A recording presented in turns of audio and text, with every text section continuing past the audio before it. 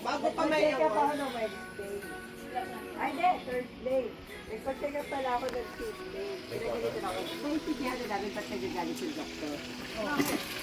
Kasi nga, 99% na parado. Oo. 99%. Kaya sabi niya, wala kang ginawa. Oo. Eh, wala naman nagsabi.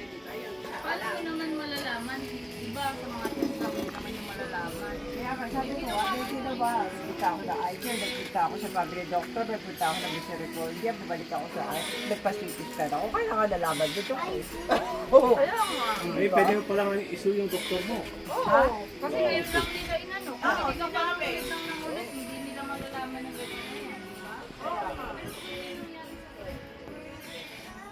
Kung hindi pa sa talagang ano na nila ko na sa mga tayo, talagang pinapisa ng bonggang-bongga. Ano malalaman sa stage 4 lang ano. Minsan yung mga family doctor dito, bigyan lang ng Nakailang ba